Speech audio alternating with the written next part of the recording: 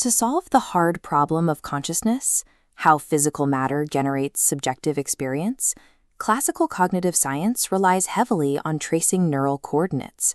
We look for specific regions or isolated neurons responsible for specific thoughts. This approach is built entirely on classical substance metaphysics, an intellectual lineage stretching back to Aristotle and heavily formalized by René Descartes. Substance models assume that reality is built from self-identical entities that possess inherent properties. In this view, neurons are discrete objects first, and they enter into relationships with one another second. But subjective experience does not occur as a series of isolated static points. The mind operates as a continuous qualitative flow, which a substance-first architecture struggles to represent. Solving the neurophenomenological relationship, bridging physical brain dynamics with subjective experience, requires us to mathematically and philosophically abandon the concept of substance in favor of process. Treating consciousness as a static property localized within a specific brain region commits a category error. The phenomenon is inherently dynamic. Alfred North Whitehead offered a rigorous alternative with his philosophy of organism. He rejected the concept of dead matter entirely. Instead, Whitehead proposed that the true, indivisible units of reality are actual occasions, sometimes called objectiles. These are events, not static things. Occasions interact through prehensions. A prehension is the relational mechanism by which one actual occasion actively integrates data and physical aspects from the occasions surrounding it. When a diverse, disjointed set of prehensions synthesizes into a unified novel entity, Whitehead called the process concrescence. Under this framework, an object is defined by its ongoing temporal unfolding. Its becoming is its being.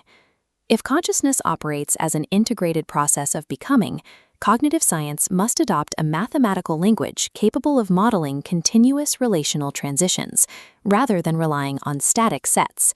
Category theory provides exactly this architecture. It is a formal branch of algebra designed specifically to prioritize relationships over isolated substances. Traditional set theory focuses on the internal contents of a collection. Category theory ignores internal contents and focuses entirely on external transformations. Every category consists of two components: objects, the entities of interest, and morphisms, the arrows connecting them. The system relies on composition. If a morphism links A to B and another links B to C, a composite morphism links A directly to C. This exact algebraic structure yields the rigorous, non-reductive vocabulary required to map how disparate neural events compose into unified thoughts. We construct a structural translation between Whitehead's philosophy and abstract algebra.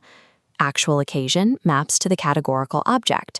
Prehension maps directly to morphism, and concrescence maps to categorical composition, synthesizing lower-level systems into a higher-order complex. This leads directly to the Yonot dilemma, a theorem stating that an entity's identity is defined entirely by its network of morphisms. Its internal physical substrate is mathematically irrelevant. Through this matrix, we bypass the dualistic need to reduce the conscious self to physical matter. The self is rigorously defined by its relational geometry.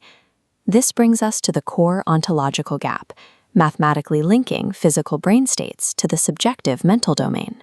We define two distinct mathematical categories. Category Cis represents physical processes, and Category X represents states of awareness. To bridge them, we use a functor. A functor is a structure-preserving map between two different categories, translating objects and morphisms without losing their underlying architecture. This diagram shows how a functor maps a physical evolution in the brain to a corresponding transformation in subjective awareness. The physical morphisms at the bottom, F1, F2, and F3, are preserved as they map upward into the awareness topoi as F into F. The functor acts as the ontological glue, providing mathematical proof that physical dynamics and subjective experience can be formally linked without collapsing into one another. One phenomenological hurdle remains, explaining how discrete moments of physical processing give rise to the seamless, continuous now of conscious experience.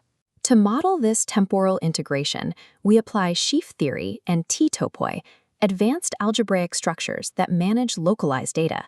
A mathematical sheaf patches together local, discrete data points into a globally coherent topological structure. This mathematical patching accurately models the human experience of time standing still while flowing. Sheaf theoretic formulation provides the exact mechanical explanation for the unity of consciousness across the flow of time.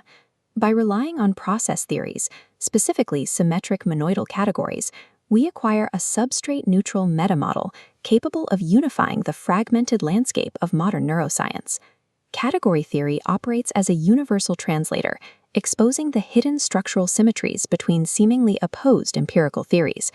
We can organize these competing theories into a matrix. Integrated information theory, or IIT, relies on a phi value to measure consciousness.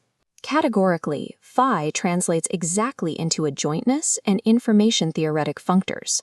Global neuronal workspace theory, or GNW, relies on a global broadcasting mechanism across the brain. This maps directly to categorical colimits and terminal objects. Predictive processing, or PP, posits that the brain operates via free energy minimization. This formalizes precisely into generative functors and mathematical pullbacks. This algebraic framework resolves the apparent conflicts between empirical models, allowing researchers to evaluate them using a shared, mathematically rigorous language. Consciousness is not a static property we possess. It is a compositional, functorial mapping we perform. Process theory provides the exact architecture required to decode it.